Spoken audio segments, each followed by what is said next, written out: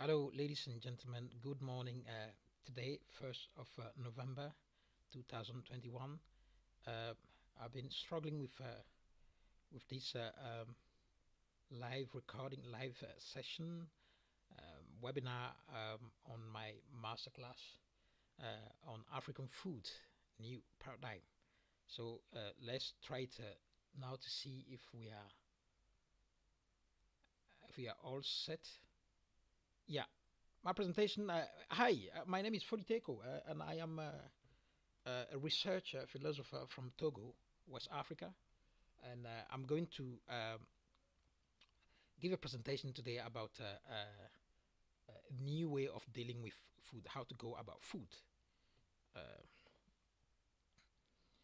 I am a philosopher and a researcher and African-centered health matters. During this presentation, not only will I be explaining why I say we are amid food scarcity, but I will show you new way to get it, make and consume your food with your health in mind. So let's start. Let's dig into our presentation right away. This is the African food lover uh, picture. Yeah. So this is me. So we will come back. Here you have my contact, my email, but we are getting back to there very soon. Yeah, this is like the roadmap, the kind of the plan of what we are going to be discussing today, and it revolves around food. The topics they're going about food scarcity. Why am I saying food scarcity? Uh, we are going to find out soon. So the first, my conference is divided in three sections. The first one is like it's about what's food, and then you have like subsections. Zaris, a scientific tale, light as food, and food as medicine. And the second section is food, uh, non-food, non-food. What is not food? We are going to be discussing what food is not, and the consequences of taking the non-foods. And we are going to touch the main topic of food scarcity. And then the third section will be about what we can do to to fix the issue of food scarcity and consequences from taking non-food. So before getting there into the topic, before starting with the first section, I wanna I wanna say something. Uh, I wanna say something about what I'm doing. Uh, First of all, I can't be stating food is scarce without sharing the following. Yeah? I'm not a medical doctor or a nutrition expert. The way you are used to, I'm not all those kind of things. I'm not graduated from Harvard things. I'm not a medical. I'm not a physician. I just happen to have researched the precolonial ways of dealing with food. And that was an interest that was triggered during my master in education. So I am a holder of a master in education. That's the background from which, based upon research-based endeavors, that's where I'm coming from to do this lecture with you, to share this, my findings with you. So it's not from a medical aspect point of view, which I'm not. Yeah. So let's go back to the first topic again. The first topic is what's food, and then you see there a depiction of a guy. Uh, that's the depiction of the ancient Egyptian deity called Osiris, the Greco-Roman according to Roman language, is called Osiris. But according to African African way of seeing it, it is not Osiris. It is more like a Wo Sire Se, and that way of phonetizing the whole name of Osiris comes from a book called entitled Duname of Amuna Nganga. But I have my own interpretation of it, which is like Westre.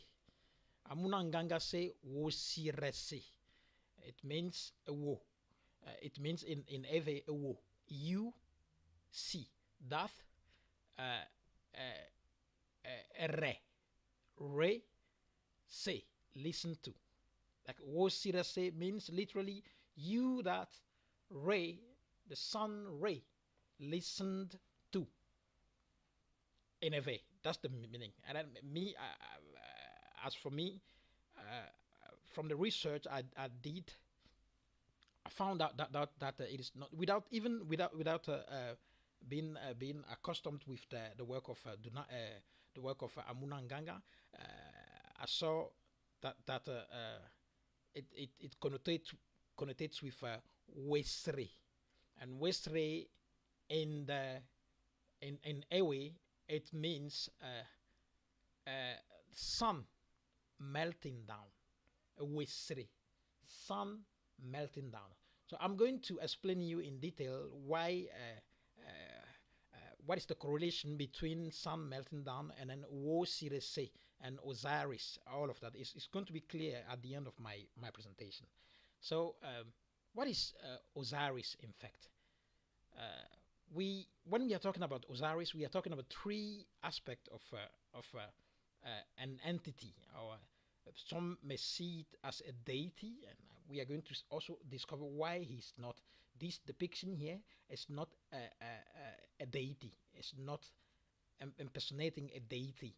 It is something else, and we are going to discover slowly what it's all about. Wesre or Wosirese or Osiris as the process of germination. Germination, I like putting a seed in the soil, and then waiting for the for that seed to germinate. You know, we are going to be touching that slightly. We are going to be talking about Wesire or Wosirose, Wosirese as the mark of chlorophyll, and then we are going to be talking about Wosirese as the transmutation or transmutator, both the transmutator and the transmutation itself from life to death, and vice versa. So this is what we are going to be discussing during our first in our really first section. So let's get there. So look, here again we have like a depiction of the same Osiris, the green one, this green guy here. We have him here sitting here on the right side of the picture, sitting there, and then taking the kind of people are saluting him, and between him and the people that there are like some things that are like we have here duck, we have like leafy food on top, and then we have like a duck, we have like fish head, and then we have like some veggies here, and we have also jars underneath supporting the whole things, jars, probably that there are like wine in it. So those things are being offered to this allegedly deity, and this is what we are going to be investigating right now. Look at the whole depiction here. Look at this mural, this picture, Egyptian mural. In fact, if you see it, you might be thinking it is a religious act. Someone that there's like an idol, and then someone is some people, a couple, or just a woman and a man, are giving food to the king or to the deity or to the master entity. You see, but in fact, the depiction we cover on Osiris has a practical rather than religious intent. I'm even tempted to say there is nothing spiritual about this depiction, both this one and the previous one. Nothing is about religion there. See, there's nothing. If you see it on first sight, it's like it's all about veneration. It's all about fetishism, or about paganism. It's nothing. It's nothing that close even. Actually, when we are talking about religion and spirituality, the only spiritual element lies in that which we are forced to undertake as modern individual, like we contemporary individual, what we can derive from that which we are offering to this deity, in fact, to this deity. Um, the thing we can get from those offerings, and that will guarantee us a way of being, like a state of being that will resemble we becoming such a deity. So the deity here, or the entity depicted in green here, is not something that is like dislocated from the mindset of those offering the food. Actually, this is like what their life is pertaining to become as the green deity. So in that sense, spirituality is not religious act. And here, with that being said, here the depiction here is as about a scientific endeavor, undertaking, a scientific practical undertaking about how through life to become wosirese, to become the one that son, father, son listen to and bless. You see, it's about a practical thing. It's not a religious thing. This what I want to draw your attention to. So the process of reconnection with our healthy self. This is what this whole picture is showing us. How to reconnect yourself with the healthy self. How do you do that the proper way? That shift in mindset of being having dislocated the God or the perfection in us into something that is an object that we have to adorn, that we have to respect, and we have to venerate, or we have to uh, uh, uh, uh, kneel down before. That shift of perception that actually God or the deity is within us is what all Egyptian civilization and dynasties were all about. It's not religious at all. So and if we take the example of the Osiris, the appearances of the deities in ancient Egypt has to do with living in harmony, with ourself, with oneself, and our surrounding. So not yourself, not like peer humans, but also your environments. So your surrounding, the the ecosystem you share with other people, the ecosystem itself, nature. You know, uh, so we can say from now on that this is not idolatry, this is not fetishism, this is not paganism. It is all about health and nutrition.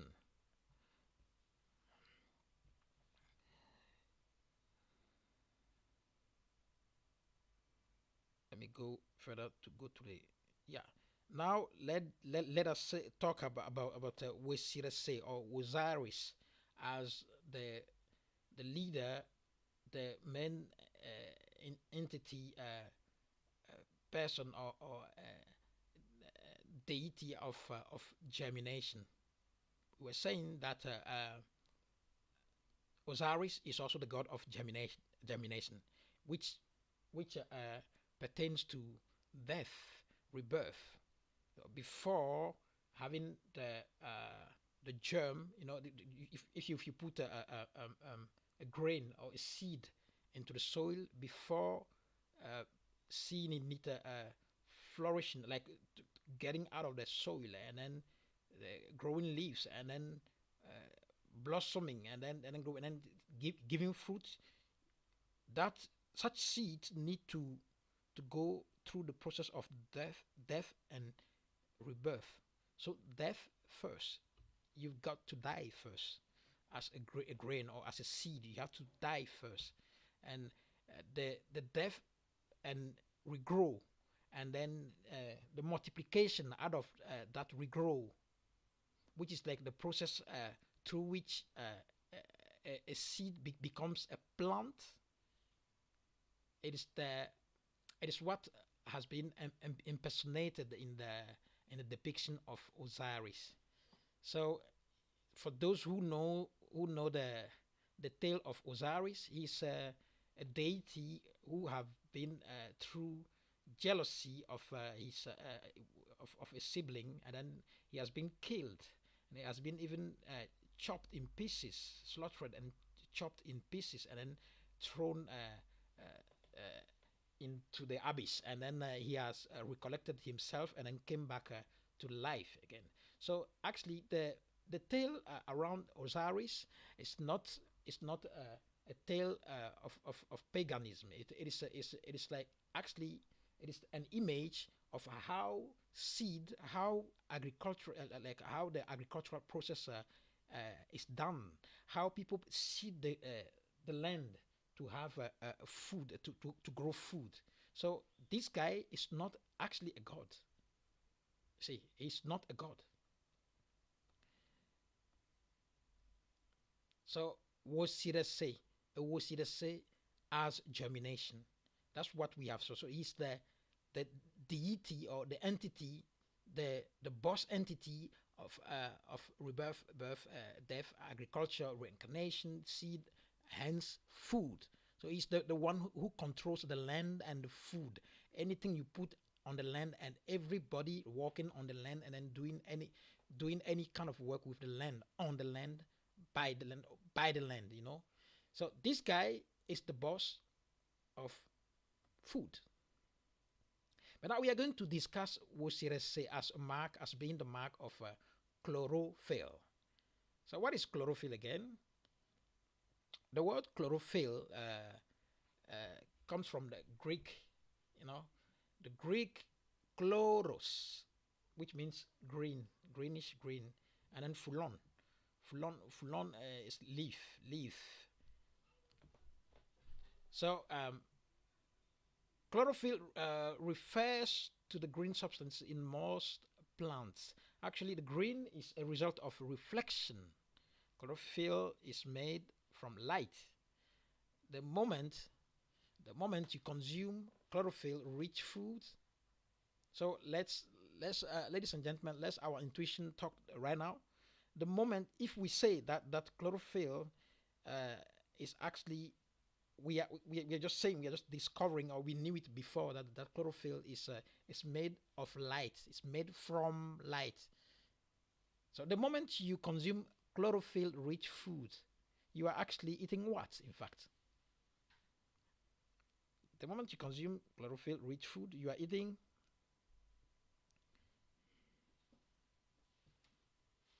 the moment you consume chlorophyll-rich food, you are actually eating a compact form of light. A compact form of light. That's what you are eating when you eat chlorophyll-rich food. But earlier we were saying that Wosirese or Osiris or Wesri is the chlorophyll. It's the marker of chlorophyll himself. Wosirese is the chlorophyll himself. So when you are eating chlorophyll-rich food, you are not only eating Wosirese as light embodied, but you are eating Wosirese as the result, the outcome from the embodiment itself. So you are eating the purpose of food. You are eating pure food. Actually, the in Christian narratology, they were talking about a personage, or like a character, or someone being the god, being like a godly entity who has been killed and then came back to life after a couple of days, and then you know and then he did the miracle. Actually, that that tale, that story was actually stolen. I was borrowed from Wosirese. And curious enough, Wosirase was not has never been alive. The Egyptian people, ancient Egyptian, knew that Wosirase is only is merely a concept. It's not a human being that has lived on this earth. It is a concept. It is something that is not religious, but it's like scientific. It's practical. It's like know-how, how to how to live healthy, how to have like a healthy life on earth. So when you consume chlorophyll-rich food, you are actually eating a compact form of light.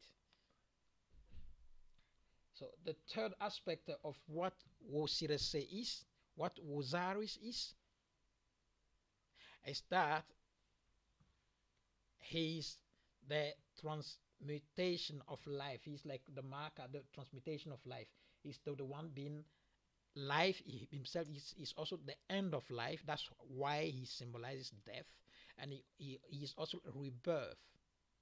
And in his symbolization of rebirth, you have to think again of how seed are prone to destruction, kind of a dimension, and a dimension of destruction before growing as a plant, a tree, and blossoming, and then giving fruit, and giving food. So he's the master God. We are seeing God, with a lot of reserves. Uh, he's the master of God, of transmutation of life. He's the one who can go into death and then come back without a problem. But it's still a concept. We are still in conceptualization of things. We are not in a true real historiography. We are not talking about something that did happen. It is a way of explaining the world, to give a meaning to a certain thing. It's like educational too. Remember, I am educator, so I'm using this tool not as like a cultural tale. I'm using Osirase as educational thing to give a meaning to the message I'm delivering. So let me go further and see that resume. So if you want to, with all that being said, if you want to be alive, if you want to maintain like a healthy life, you need to be consuming what? You need to be consuming chlorophyll-rich food, and you need to be doing things that are have been that has been under supervision of light, of sunlight. And why sunlight? Why I am putting the sunlight at the center of my presentation right now at this point. I'm going to explain it now. You see, in the in Germanic language, you have word like a word to say health or healthy. Health is like a Gesundheit, from the German Gesundheit, and then from the Dutch is Gezondheid. So when you take the GE, like the G and the G, when you take it away, you have the Zonheid. And the height, you can also miss it because it's like the quality of it's like um, the quality of something qualifying as being what what precede the ty. So when you say like gezond height is like uh, uh, when we say personality, the T, the personality is in German. It's the height. So Gesundheit is like a healthness. To say it literally, it's like a healthness. The same in Dutch, a healthness. So the ness, we can throw the ness away. We can throw the h away. You know, to make it like to analyze the core of the word is the core of the word gezondheid and gezondheid is sun, sun, and then in Dutch it's like a zon. So both sun and zon pertain to the sun. You see, here you feel it. You feel it is coming slowly. Why? The sunlight is at the center of the whole presentation. Why we are making a correlation between the the deity Osiris, and sunlight, and then food, and then what again? And then the process through which things, uh, the green substance will be made, which is the chlorophyll. So you have learned in college that for plants, most leafy entities uh, to make the chlorophyll, they need the process of photosynthesis, right? It is something we all know from from college and from biology lessons, biology classes, that for plant to make sunlight, for plant to make chlorophyll, they need sunlight, and with through the sunlight, they make what? They make uh, the chlorophyll, and then in the same time they give life. You see, in the same time they give life. That's why Wosayaris or Wosirase, Alo Wesre, is also the god, the deity that control life on earth. You see, so it is not they are not the Egyptian, the ancient Egyptian were not joking.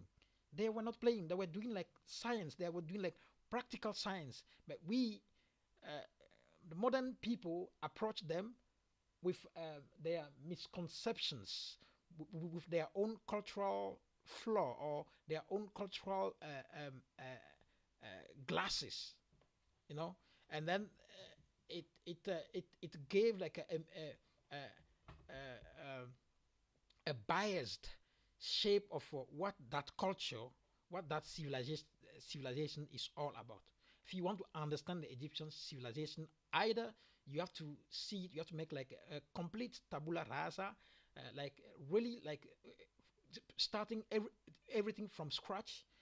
Even the stone of Rosetta that were used to translate the whole thing, you should reconsider, to see whether the transcription, the translation of the hieroglyphs were not not too more like in the phonetic side, more to the phonetic side than the own cultural, the own, the Egyptian cultural perspective, the Egyptian cosmogonical way of seeing their own viewpoint, and either you do that, you make a complete tabula rasa, or you study their language. If you don't know their language, you can start with any African language, any African language. If you study or you research on African on Egyptian, ancient Egyptian civilizations from African point of view, things will be more much clearer. Things will be like much, it will be like it will be like obvious to you, like, yeah, this is what they mean. In fact, they don't mean to make religion. They meant to make science. You know, actually, that green tinted substance called chlorophyll would get involved with the process of a plant, a leafy substance, a leafy entity getting in touch, collaborating with sunlight, And that leafy substance, the chlorophyll, can be seen as the mark of integrity of your food. So actually, if you want to weigh your food and you want to know whether the food is good or not, the first thing is like the very first thing you want to uh, check into the food is whether it contains chlorophyll. Because if it contains chlorophyll, you know at least that it has undergone the natural process of the natural supervision of sunlight. That one, you sense that okay, it is actually okay. The food is has undergone the photosynthesis, so it, it encompasses life, and it gives life. Because when you make the chlorophyll, what do? You release oxygen, and oxygen promote life on Earth. So you not only you are eating sun as food yourself as food. Let me go back and show you.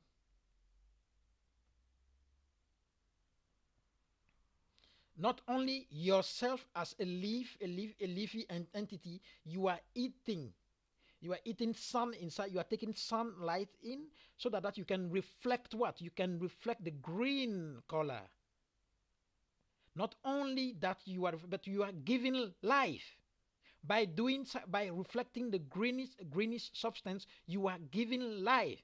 And this is why Osiris is never a god. It is a scientific know-how principle. It is like an educational tool in the city for people, so that when they see him, they know, when they see this depiction, they understand that what it's all about. It is not religion, it is science, ladies and gentlemen. Egyptians were not religious people. They were doing the highest level of science that one can imagine. You see, this is why we still say is himself the germination, because he's the seed and he's the food himself, and he's like the food eater himself. He's the one consuming himself, and then we putting this guy as a picture in our room or in our restaurant means that we are eating to become him. It is like a magical spiritual relationship we are creating, but it is in fact scientific. See, that's why he also like the boss, the God boss of life and death, going back to death and then coming back to life, and vice versa. See, and this is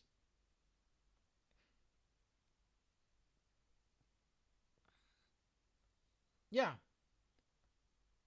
This is the reason why we are coming onto the subject matter of him being light again, because you want to consume the flesh of Osiris. You want to, by consuming him, you want to become him. It said you are what you eat, right? Yeah. So if you eat Osiris, you become Osiris. And why are we doing all this again? Why are we talking about all this? Because the food supply nowadays evokes permanent death. We are talking about life, transmutation from life to death. We are getting sick because of what? Because we are consuming death. So the moment you consume a chlorophyll-rich food, you are actually eating a compact form of intuition. Let your intuition work. The moment you consume you consume chlorophyll-rich food, you consuming light, a condensed form of light. Again, we said it already, but we can repeat it. So, talking about eating light, one can consume light directly from sun gazing, and it was done in ancient Egypt, in ancient civilizations. But one can take it also from leafy food. Why? because at a certain point, the human being, the first human being who have erected a civilization here down here, they have lost their ethereal, their high level beings, abilities. When they lost those abilities, they cannot doing simple things like eating from the sunlight directly. So they have to eat eat by an intermediation, eating by consuming food by through the intermediation of other beings that consume those foods. And the first being that takes food from sunlight directly without shedding blood, without causing uh, too much of trouble, are plant, leafy entity, plants. You see, this is why they start consuming plant. That's even the reason, the main reason why you should be consuming what? You should be consuming leafy foods. So, conclusion of what we have learned so far. So, according to ancient pre-colonial African practices regarding food, nutrition is all about capturing the vital energy in light, in sunlight. I mean, which is life itself. So light is life itself, and then converting it into something that we can take that will nourish, and that will vitalize us. You see, so we take food from sunlight and then we eat it, and then that way we can cope with the condition of being human. See, and on that aspect, when I was saying that sunlight is life, remember in Christian scriptures, it is said that in the beginning everything all was dark. Everything was dark. Everything was dark, and there have been everything was dark, and then there have been a voice saying that, like, okay, I want light to be, or we want light to be, and then light came. We want light to be, light came. See, so the creation of life started with the with light being shed. You know, light came first, and then life started. And obviously, not nurturing oneself with light is the main cause of all diseases. So if we understand that actually Osiris is a tale, the tale of Osiris is a narration of how to eat healthy food, which kind of food to eat, how to go about nutrition.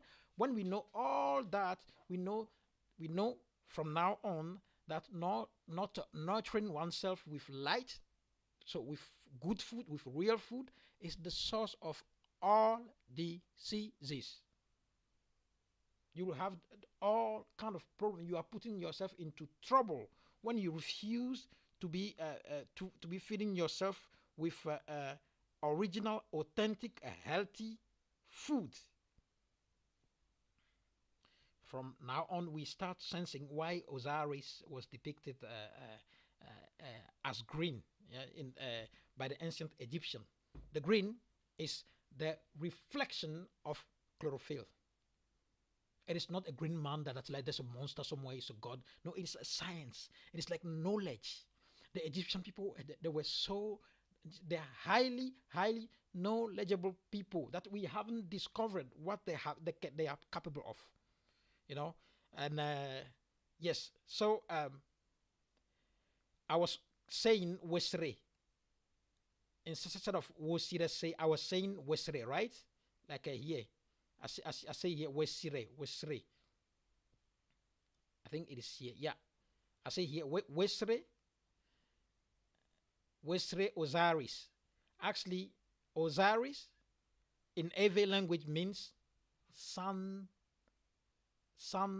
melted down away. Away is like the sun. Sre is a melt down. So this is like from African from an African language how you can explain Osiris in a more compact and more understandable way. You know what Osiris was all about. It is the sun melted down. It has nothing to do with a god in a temple that we have to pray for and then offer him food. No, we are not offering him food at all. We what people were doing here, they were saying that through we reflecting, like copying on your life, the perfection of your life, how you are. So you are the seed that has been put into the soil, and then you grew up out of it by death. You came back to life, and the fruit of your life, you coming back to life, is the things we are eating. So we eating those food will be the promise of eternal life for us. At least in the human condition, it means that we will not die a cheap death. We will not die. Our soul will not perish. Our flesh will maybe desecrate, but our soul will not perish in our body. You by eating food under your supervision, we are sure that we are going to come back. We are going to reincarnate. So the food we are eating is us. We eat what we are. We become what we eat. And we are eating you. Therefore, we are also Osiris. You see, this is the meaning of this big picture here. It has nothing to do with religion at all. Maybe to the profane. When you are not too versed into ancient civilization, it is like a religious thing. But if you know what is this all about, you know that it is the same people. The man and woman on the left side are walking in the footstep of the man in green sitting there. Actually, they are becoming him, and they want to become him. They are not offering him food because he is himself food. Remember, he is the one. He is reflecting chlorophyll. So he is the plant. He is the food. He is the fruit. So he's all that. And it's the measurement. He hold like the credential of life in his hands, even the measurement, the credential, the order dominating life. Osiris hold it in his hand. So this symbolism is powerful, but it is so scientific that the scientific aspect is just mind blowing. So we are going fast. We are going to the next next thing. Now we know that Osiris is the food. Now we know it. From now on, we are not going to get confused about it. Osiris is the food, and food means melted light, melted sunlight into the plant leafy food, and that's what we want to eat. You see, so we want to eat Osiris. We want to eat his flesh. See, but then it raises a question. The question is like, does it mean all we have said now about a leafy plant and leafy food and all those chlorophyll rich food? Does it mean that a plant-based nutrition is the only food qualified as healthy? What do you think? Do you think that if we have said all that the food has to be like sunlight rich, because gezond and gezond, soon is the sun. Zone of the Dutch, gezond is the sun as well. So the sun, a food that is healthy, even the Germanic are saying it. A food that is healthy is a food that has undergone the supervision of sunlight. Gezond eten. Man muss gesund essen. When you're eating trash, they say, aber es ist nicht gesund. They are saying literally that the food you are eating has not undergone the work of the sun. So if we know that sunlight is the food, is the real authentic food, does it mean that we human beings not taking leafy food only, or does it mean that only exclusively leafy food is healthy? The answer is obviously no. Why is the answer no? The answer is no because if we see this here, we see that they are offering to Osiris, they are offering him leafy food here on top, a duck, and fish. So we see at least two kind of animals there that were served as food. It means literally that one can eat as one pleases. You know, you can eat whatever you want. You can eat a lot of non-food, a lot of meaty food or blood food containing blood or plasma. You know, you can be eating these kind of things. But if you put that food on top of your nutrition, it means that your effort to become this deity, your effort to become a healthy will be like augmented. Will be like it will be harder for you. So if you put food like animal based food on top of your nutrition, you have to be like dedicated to become. You have to be extremely dedicated to do like Osiris. That's the meaning. So answering to the question, we can say that if you want to eat like all kind of food, then you have the responsibility. You have more responsibility involved. It means that you have to be cleansing your body longer, much longer than people who don't eat animal based thing. So you are free to choose, but every choice comes with extra responsibility. You see, so this is what depiction is about. In fact, this one. You see fish here. You see if you put things on top, then it gets harder. You see, but all of these are like food. Are like this here is colloquial food. You see, this here, all of these are colloquial food. But this one here, the long plant and leaf, that's like the initial essential food. That's what you should be eating predominantly. This is your food. That is the one that will give you life. Because it has the reflection of green, which means it gives life, it contains life. What happened to us now is that we are now here, and we are locked here. Not only locked here, but we are eating like a hybrid things that are highly processed, and this is what is killing us. It is killing us.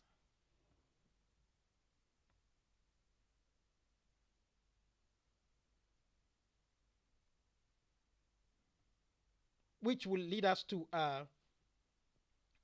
the second, to the last point of the first section about food being medicine. If food is medicine, if food is light, and food is light, food gives light, and food dies and then comes back alive. It means also so that food can also bring us back to life when we get ill, when we are we catch a disease through food, through what we are eating, we are coming back to life. So in fact, food is medicine. The the first the closer we get to our new understanding of the subject matter food, the clearer it becomes how food can't be taken for granted. Food isn't there to appease one's hunger. Neither isn't it meant for entertainment purpose or to meet any other hedonistic expectations. So you are not taking food in because you are hungry. Actually, initially you are taking food in to maintain a balanced, a joyful life within this ecosystem, this aggressive ecosystem. You are here. The food you eat will make you balance, will make you being welcome under this ecosystem. I want to go further, saying that if we have some animals, some insects are popping up and then are attacking us because of our nutrition. But I'm not going there, you know. So the food is the medicine. In fact, if you want, when we want to heal from a lot of conditions, it's the food, not the colloquial food, not the general acceptance of the idea of food, but it's the original, authentic food, which is impersonated in Osiris or Wosirese, Wosike Resea, Wosike Rese, Wosi Rese. You that has been blessed or has been listened to by Re, the godson Re. So food is the medicine, it's ultimate medicine, which will lead us to the second section about non-food.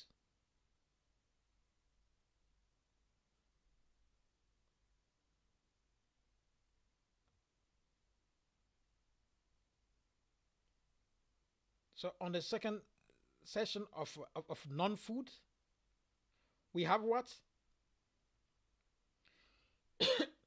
we have we have come to the understanding that a lot of food we find we buy from the grocery stores are not only bad, but they are fake food because they look like being having undergone the process of photosynthesis. They look as being like nutritious, but they are not healthy. Why aren't they healthy? Because they have been fingered. They have someone that there's like a human intervention there. Human tweaked the DNA, the constituency of those of that food, and it is so coincidental to see how on these pictures things like cranberries is said not to be actually natural. Carrot, the orange carrots, it's not natural. And the bananas we have now, the bananas we buy from the grocery, is not natural. They all contain what? They contain starch. Bind like a element, binding element, starch. So human intervention is there. If you eat this, it is also answering to the question of Taiwan. The question here: food they look green, they look healthy, but you don't know now where human beings have done stuff, putting fingers into food, tweaking them, giving them false information, you know, and you are taking it in. So it is again your responsibility. When it looks green, it's not enough. When it has undergone the supervision of sunlight, is not enough. So you have to check again. You have to double check that it has not been violated. The food has not been raped. See, so now right now we are going to be talking about the entire food. Entire What is entire food? The entire food is everything, anything that that that has not been fully under the control of Osiris, fully under the control of sunlight, hasn't made fully the photosynthesis, and then giving chlorophyll and giving oxygen, and then going to feed human beings. So those are the criteria. It has to it has to undergo the process of photosynthesis.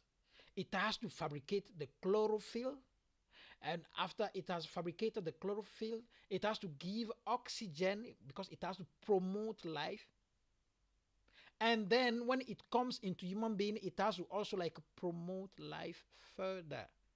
One of those criteria falling apart, then the food is not fit for consumption.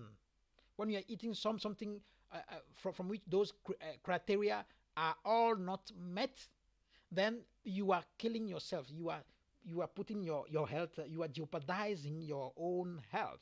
And this is the kind of thing we want to avoid, right? We want to avoid that. So entire food is like what? It's the processed food. See, the entire food is processed food. Food that from which those three criteria we have been citing, talking about, uh, uh, one at least is away. When it doesn't promote life, it is made. It didn't it undergo fake photosynthesis, not sunlight, but they put it somewhere. It's fake. That food is not fit for consumption. So we want to avoid those. And then the stuff we are consuming are no longer food. You know it, that what we are taking now are no longer food. Based upon everything we have been saying since the beginning of this presentation. You know that when you go to a grocery store, uh, nearly 99% of things you buy from there is not food, because it has not been made, fabricated, or put together with all we have been saying in mind. This is why I entitled my whole product, the business model. The title of it is, in fact, pre-colonial cooking. But we are coming there, it's like the pre-colonial way of relating with food, how to go about food. That's how I say pre-colonial, because uh, uh, like into the colonial, intra-colonial way of cooking and doing things, it is promoting death. So if you want to fix a thing, you have to go to to the state of that thing when it was not endangered, when it was not facing an attack. That's why I chose ancient Egypt, because there the people they didn't have all the conditions we are having today. People will say, yeah, but you were not there to measure it, and to you don't have a statistic from ancient time, but it's not true. You can see what people were all about in their art. So I am an artist, so I can also see what the sorrow people were going through. It will be depicted. They were having everything. They were having like scoliosis. They were having like things that are related with the physiology of human being. But they were not having condition like hypertension and then cancer. They were not having that one. I don't have a trace in during my research telling me that ancient Egyptian people were they have cancer, they have like allergies and autoimmune diseases that are frequent there. I didn't see it. Maybe it is not me. I haven't seen it, but it's not there. And even in Africa, recent Africa, pre-colonial societies, we didn't have this condition. So I'm going to before discussing the second point about consequences of taking non-food, I'm going to also throw it on the table directly and saying that with all the thing we have been saying, all the thing we have been saying are the reasons why food we are dealing with food scarcity. The food we have now is abundant.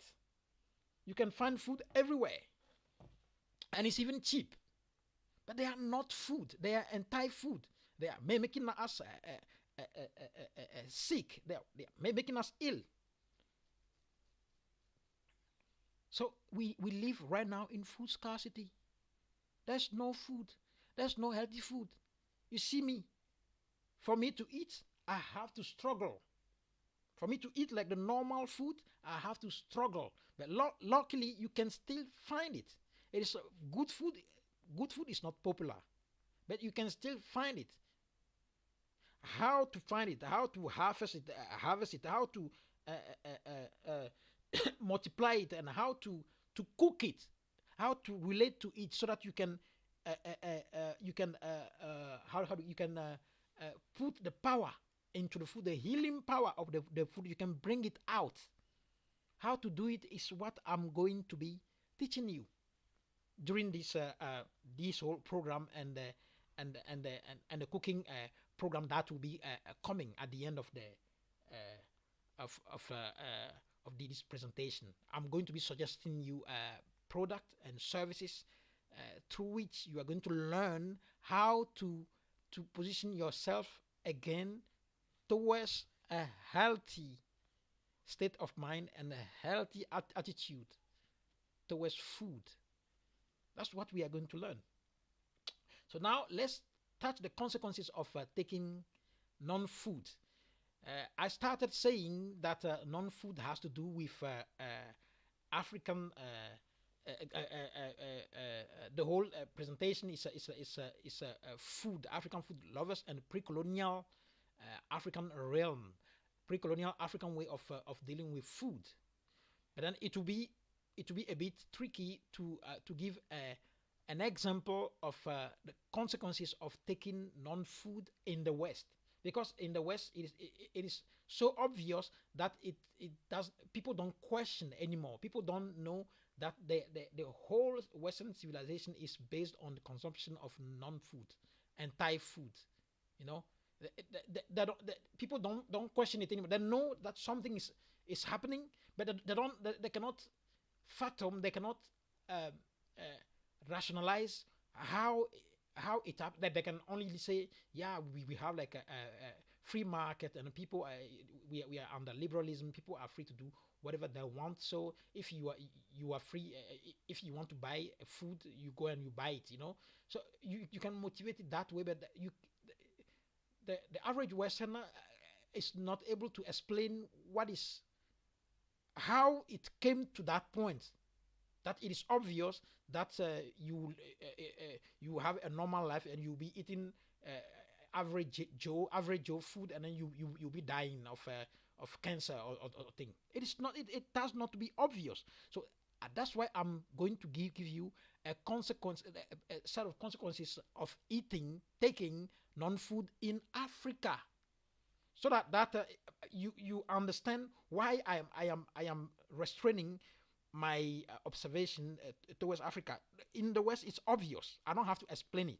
But in Africa, people don't get yet that they are like making a jump into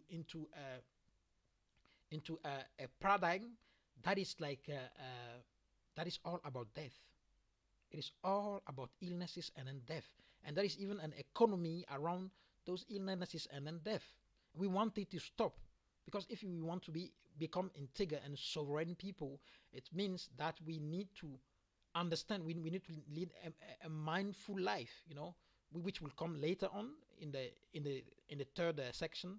But right now, let's get to the consequences. We talk about food scarcity already. Let's jump into the middle and then talk about the consequences of taking non-food.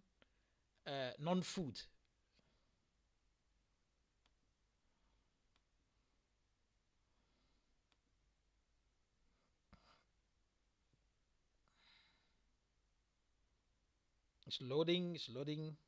Yes, it's there. Okay. Here you have an infographic in the middle entitled Hypertension in Post-Colonial Africa, the case of Togo.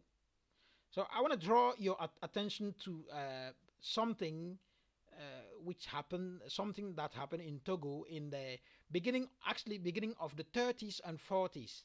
The Togolese women, they have started doing businesses, opening businesses, and then doing like a large scale entrepreneurship. You know, they were selling things like fabrics from the Netherlands.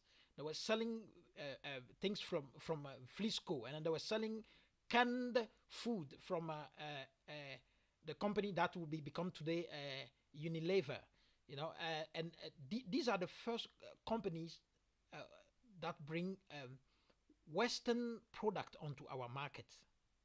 And then because these women around the 40s, the year 1940s to 50s, these women they were smart enough that they made like a smart move to invest into those things. So they were selling like a big huge warehouses. They were selling from warehouses, and they were selling also fabrics ordered from the Netherlands, basically, mainly, and from UK, and they were selling it in Togo. Then quickly these women became rich, extremely rich, and then they could afford Mercedes Benz. You know, an African woman who could afford buying Mercedes Benz in the 50s. You have to be extremely wealthy, because Mercedes Benz back in that time it was a car for whom, for rich successful businessmen and politicians, predominantly men. See, these women have made it. They have made it, but they lack the cultural power that goes with being wealthy. So they have the money, they can buy cars, but they don't know that there is a culture of eating well. That when you have abundance, it means that you have to do what? When you have abundance, we see it, eh? Look, here. When you have abundance, you have to be self-regulated. The moment you have abundance, you want to eat it all, you have to be self-regulated. Otherwise, you can never be Osiris. And then you'll be sick. So you have the meat, the milk, the things there. You have a jar here, probably containing wine, so alcohol. So when you have the abundance of everything, and you don't let the leafy things dominate your life, you don't let this one dominate your life. You can even live only with this, with the leafy things. When you refuse to do that and you have abundance, the risk is that you are not going to be self-regulated. And then when you are not self-regulated, all this become what? Non-food. All this become your illness, your death. So again, we go back to where we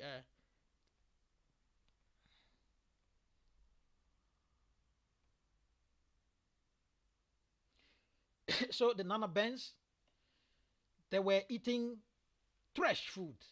So the consequences is around the 60s, we had the first cases. The 50s already, we have the first cases of obesity. Like, I'm not body shaming people who are a bit carry a bit extra weight. I'm not body shaming them. I'm just saying that on a collective sociological level, it is the first time around the 50s that you see that a class of women that we can follow, we can monitor.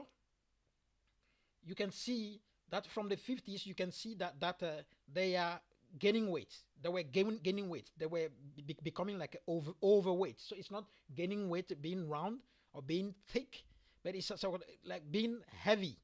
It started in the 50s. And it took only 10 years before the first cases of hypertension and cardiovascular trouble popped up. 10 years. Because when you have the first, when you are overweight, it is actually, it's not an illness. It is a sign that, guy, ladies and gentlemen, please start doing something about your health. But people ignore it. And guess what? The Togolese people looking up to those Nana bands, the Togolese people start singing. They were singing a song, like a folk song, saying like, Ame loloye la siadi, ame trele mule meu, la la la la la la la la. The song is saying, thick, fat women are sexy, they are gorgeous. We no longer want slender women, because slender women are too bony. We cannot touch them, they don't have flesh. So you see how the culture, the level of culture, what it does to people when they don't, when you lack a certain level of culture, but you are wealthy, it reflects on how your whole being, your whole, the way you are, the way you see things. So these women, they were, in fact, they have the money, but they were let's say, it's not meant as insult, but they were arrivist. They were arrivists because they don't have the level of knowledge that goes with taking care of your body. So they were just eating trash. They were eating canned food. So going to a grocery store in the year 60s is a sign that you have made it. So they are arrivists. They have made it.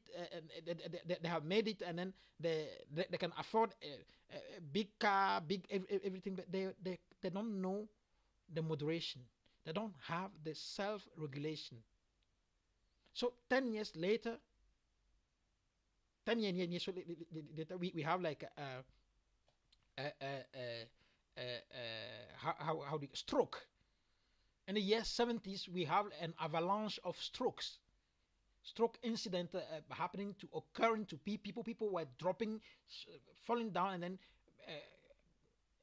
becoming paraplegic. You see, so it took like 10 years for the same condition of malbouffe, of like not eating well, to escalate from just a minor sign like obesity to something serious like stroke. And then it took up to the year 80s, and I remember in the 80s, I was being born.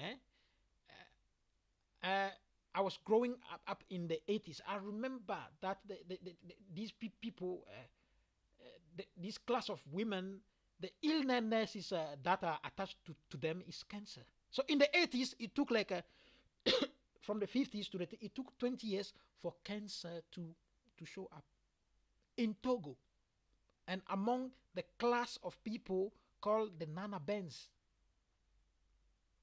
20 years from the same condition, the same things, that was like just overweight, not taken care of or neglected, evolved into hypertension, which is like the stage 2, not taken care of, neglected, evolved into what? Into stroke and cardiovascular accident, not taken off. If you pass it, you didn't die of all the disease. Then the cancer starts coming. 20 years. In the 90s, it is general things in Togo that rich people, they are prone to get cancer. So when I see here in Europe accounts saying, people accounting to the fact that yeah, we have cancer and it is in our family. I say no, you cannot have cancer in your family. You have a certain habit in your family that you give to your descendants. You took it from your parents, you give it to your children. It is a habit.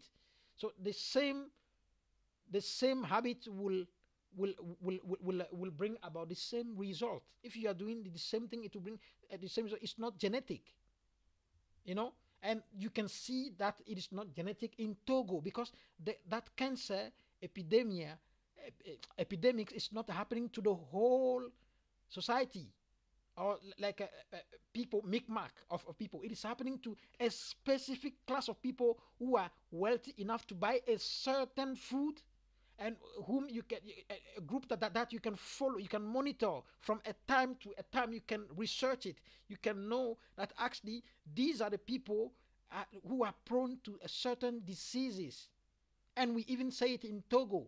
We say a don a don a gato baby doing don, meaning these illnesses, cancer, hypertension, is like people who are wealthy have those illnesses. And it is true.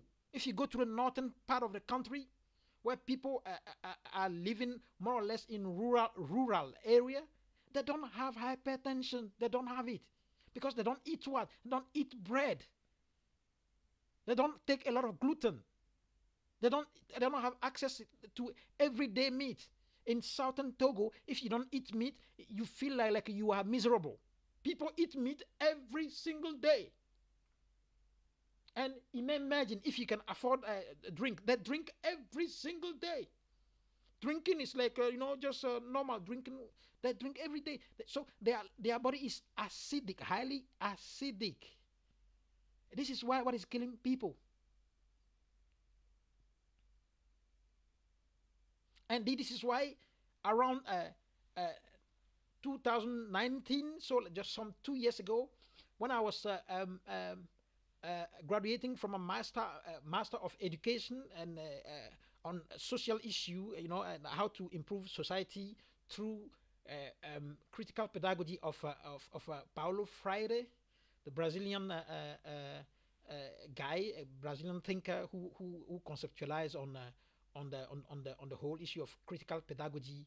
You know, uh, I came up with a concept, a methodology,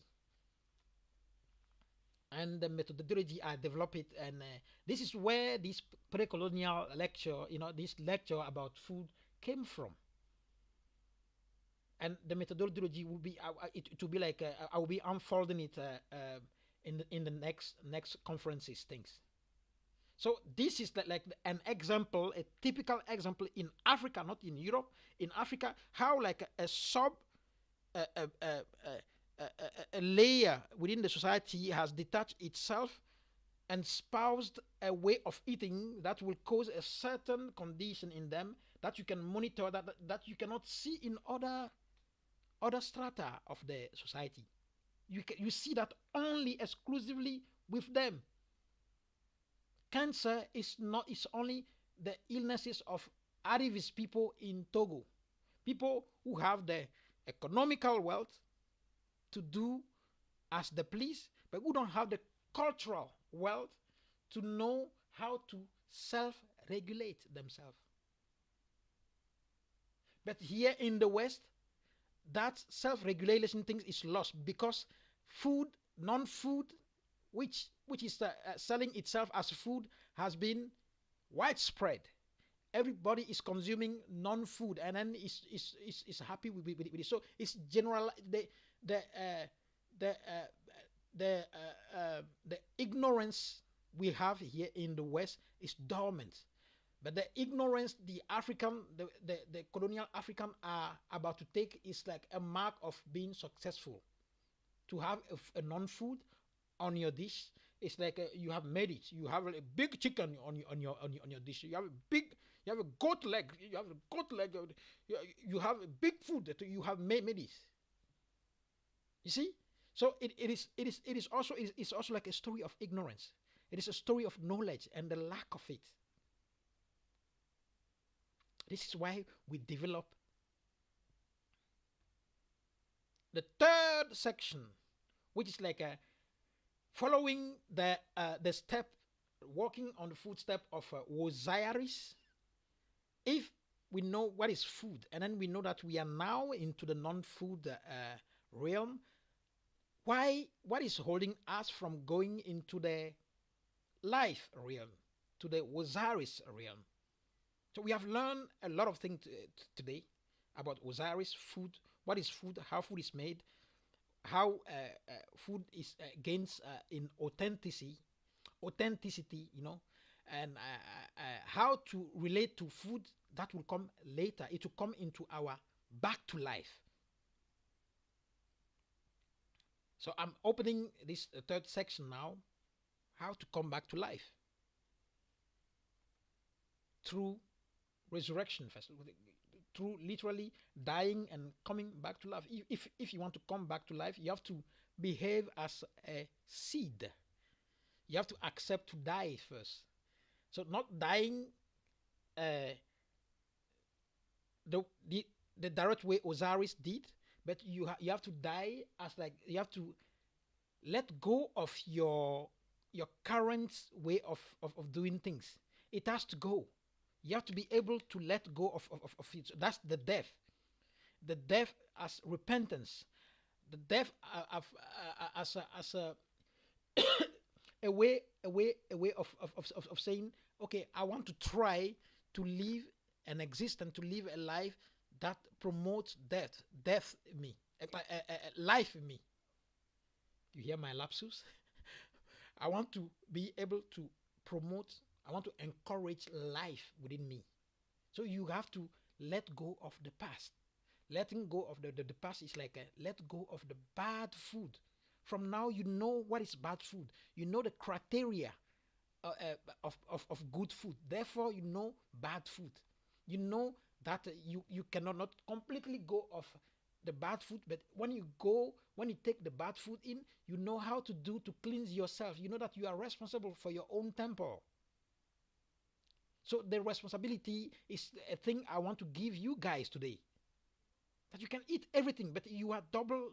You are like 3 times responsible than a normal people who eat leafy food.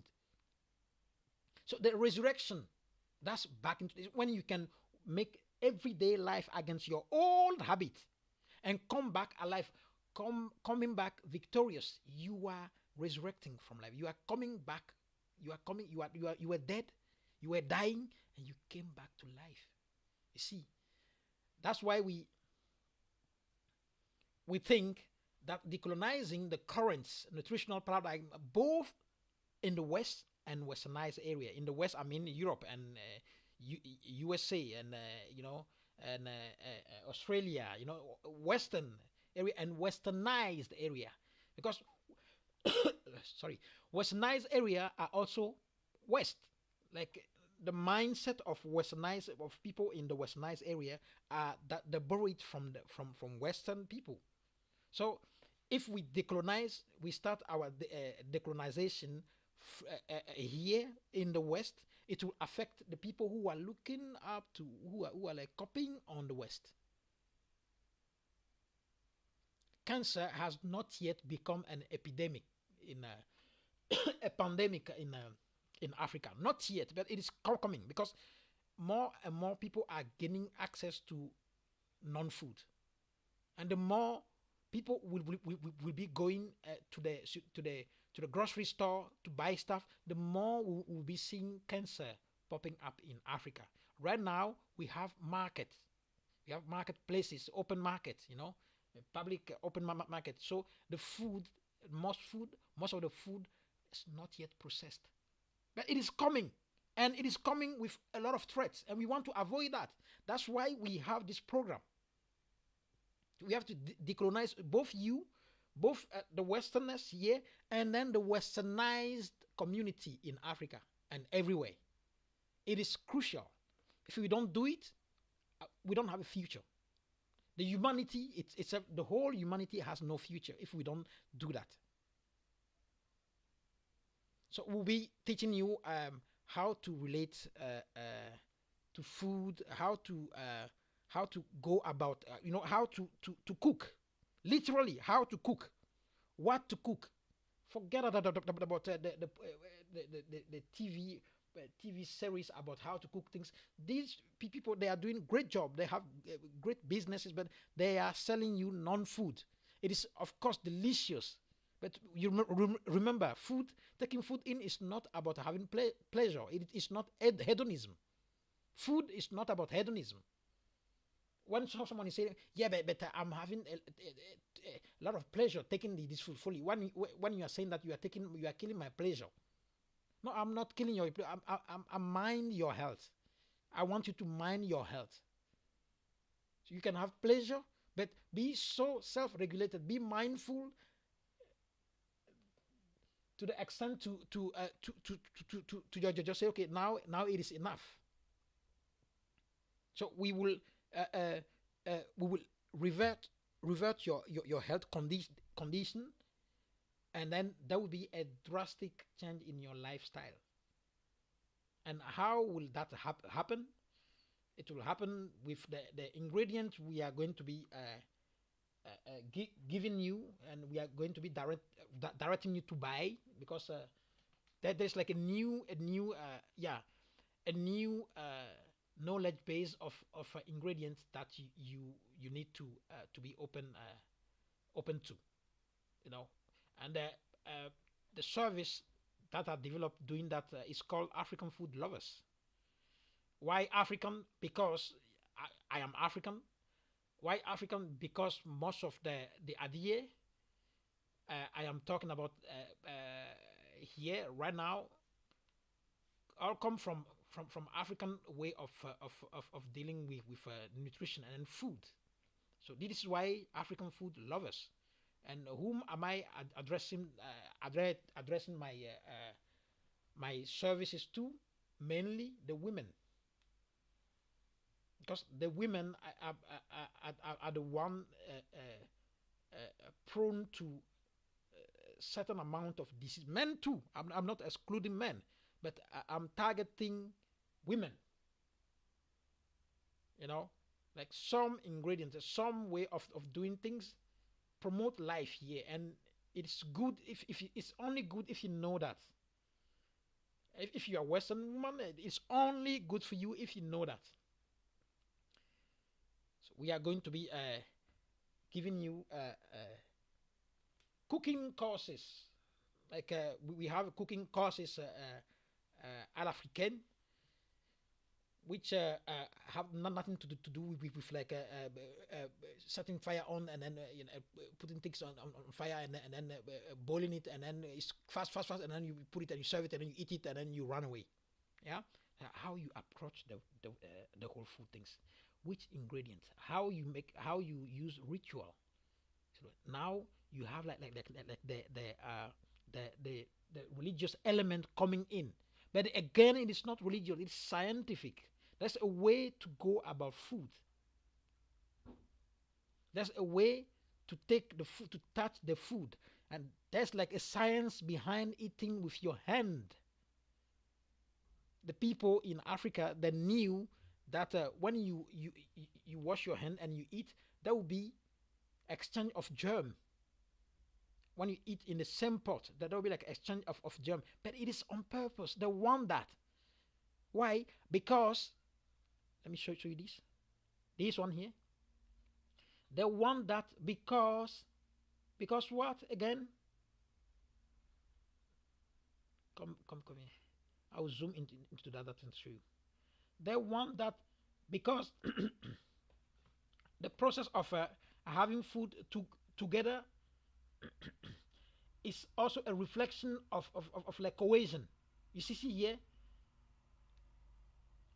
you have like things. I have like an infograph here that are hand drawn. I want to go further and show you what is in it, but I don't think it would to be clear to show.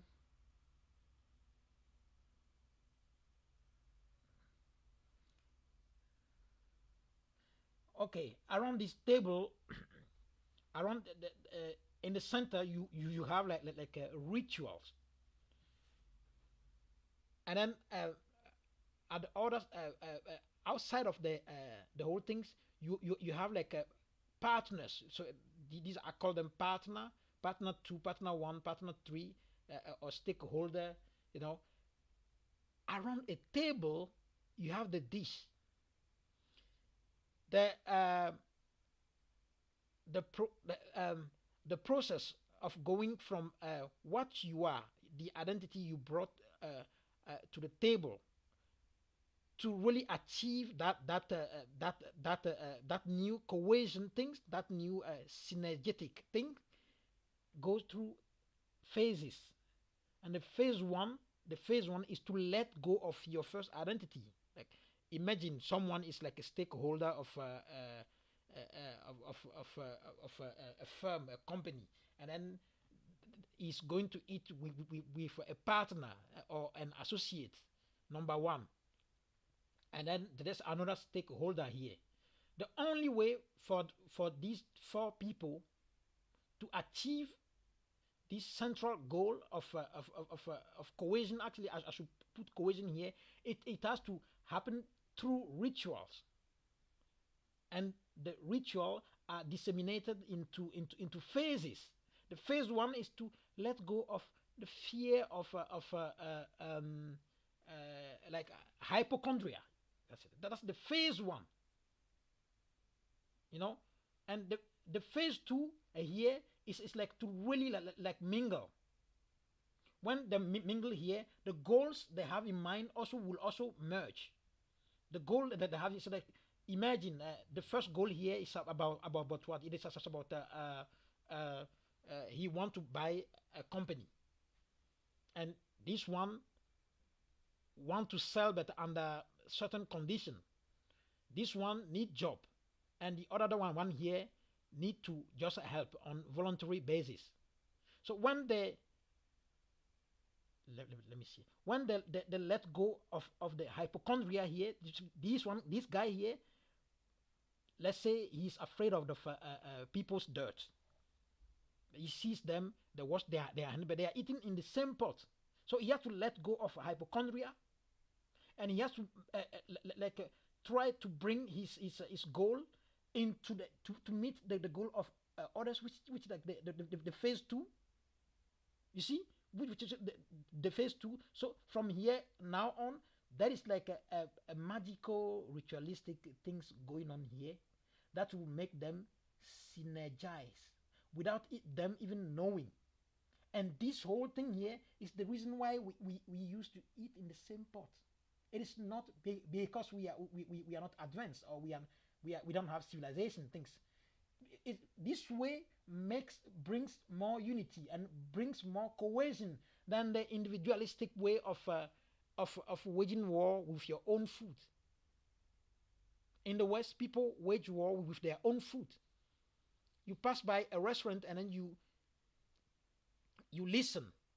The sound of a restaurant is not cozy. If you think about it, it's not cozy. It's about cling, cling. It's like gladiator fighting against food. Clenching, clenching, clang, chinkling, chankling. You are not at all. You are going to eat. Touch your food. Touch your food. It's a food that will come into your internals, into your organs, into your abdomen. Touch it with your hand, because why? Digestion begins there. Begin with touching the food and interchanging fluid, germs and fluid. You know that you don't want to take the germ of someone else, but you know that in a restaurant, even when someone is cooking for you, and then with a mask on, you know that there's like a piece of things is breathing, right?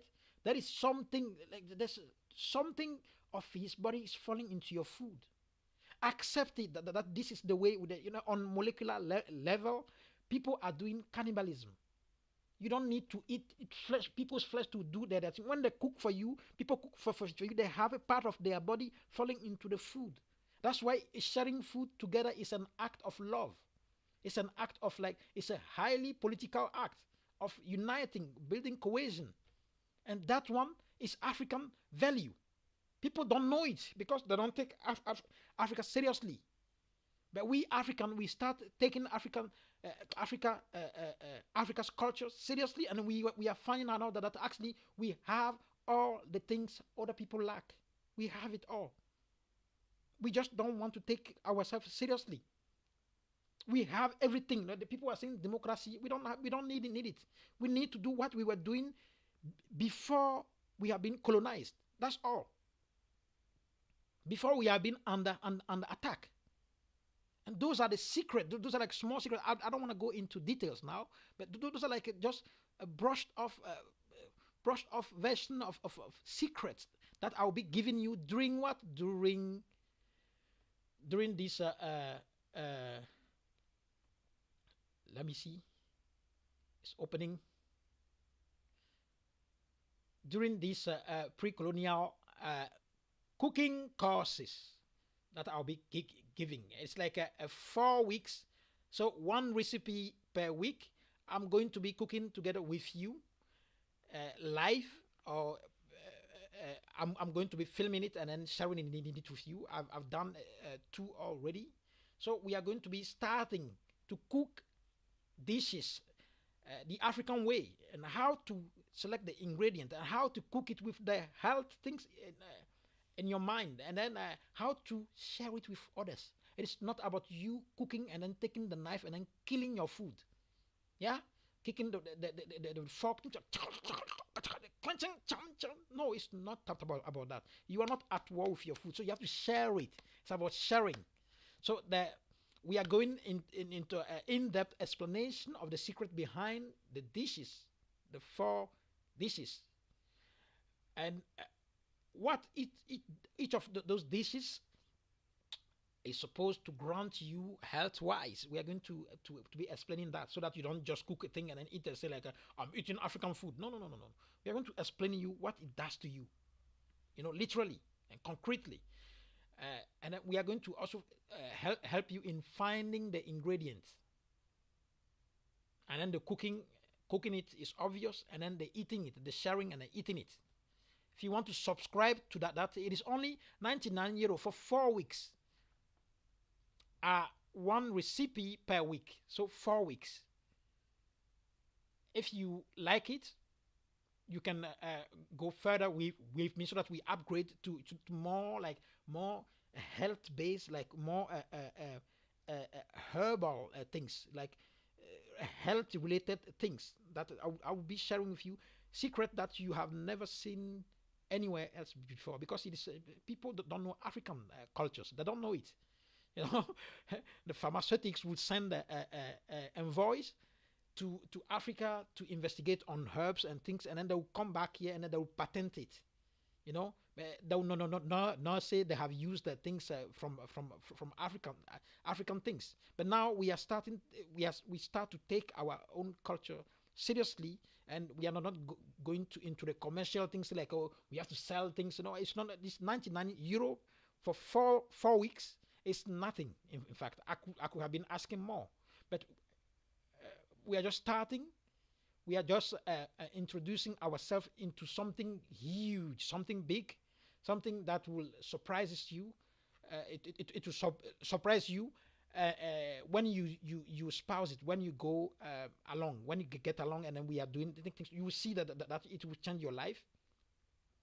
It will change your energy level, and most illnesses will go. You'll be surprised. They will go.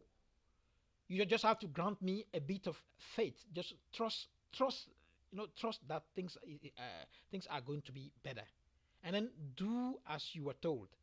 When I'll be telling you like okay, don't eat this kind of food for 4 weeks. It means that you want to try it, so that you see for yourself what it can do to you. When you see it, then you gain consciousness. When you have consciousness, you can go back whenever you want. But you know that it helps when you stop doing a certain things for a certain time. So you have to be you have to be serious. So people who are serious about their health, I want them to subscribe to this thing. How to subscribe? There's a link I'll be sharing under this video. When I share it on Facebook, I'll be also putting the link underneath, so you can subscribe to this 1 month course, and then we'll start by next week, next Saturday, not even week. This week Saturday we can start. So enroll, and then we can start the pre-colonial cooking courses based upon ancient African health recipes. And if your problem is not really about the cooking style of the African with health in mind, and your issue is like a health, so you are coping with a health condition. I'm having this program. So I have a program. It will take 12 weeks. Takes 12 weeks, and we are going through the process of like desintoxicating your whole system, renewing it, and then revamping your original immunity, and then also doing what? Also like triggering the the stem cell in you again. The dormant stem cell will be triggered, and when they are triggered, they wake up. It means that the original immunity is coming back. So we are going to do that through what? Through African herbs and food things. Surprising, right? That these Africans that we think they have nothing, they have it all. They have everything. I'm telling you, they have everything. They have everything. The more they want to become they want to embrace the colonialism things, the more they are getting lost. They have everything. If you do research, you know that we have everything. We literally have everything. We don't have to envy anyone else. So we will also be providing you with supplements to cope with uh, your condition. Yeah, we'll be sending you herbs that you can take. You can be taking it need to with your. You can also talk about it with your physician, with your health counselor, and then you'll be taking it, and then those are herbs that are powerful that we order from Africa. They are here, and then we'll be sharing them with you. And there are also patients that are in Africa itself. I will be commissioning people to send them my partner to send them herbs from Africa itself to them, to ship things to them. So this is how we are doing it. So if you have a health issue, you have any health issue, we are going to get rid of your things, your system first. So that doesn't make sense that you will have a African food, and you know how to cook African things, but you have accumulated a lot of toxins in your body for ages. It doesn't make sense. This is why we want people to take we suggest that people take the courses, and then while taking the courses, they take also the detox things, so that they will get rid of their toxins and stuff. So I want to also mention that when you take this one, you don't for 12 weeks, you don't need to buy the cooking courses. This one contains the cooking courses automatically. So during 12 week, you are going to be having like a dish, a recipe, African health recipe for every week, every Saturday you are going to have it, plus the reprogramming on your cellular level, plus the supplement, the herbs, plus the revamping program of your original immunity, and more. More is it's like how to develop new habits. So the link, as usual, will be like shared also under the things. So, ladies and gentlemen, thank you for being here. This is like, I hope everything went well, and I'm going to be giving this again until I have like a condensed, compact form of it. So, thank you for following this until the end, and then contact me if you wish, if you have question, and or you want to you want like a particular things, you want to talk about thing, you have questions, you just have question, there's something that was unclear to you, please contact me, and then we'll see how I can help, or how I can provide you, how I can support you, assist you with our African way of dealing with food. So I will be showing a slideshow, a slide now with my contact. This is my email, folican@gmail.com. For those who have questions before engaging with me, before doing anything, before starting anything, please feel free to contact me. Ladies and gentlemen, thank you, thank you, thank you, thank you. See you. Bye.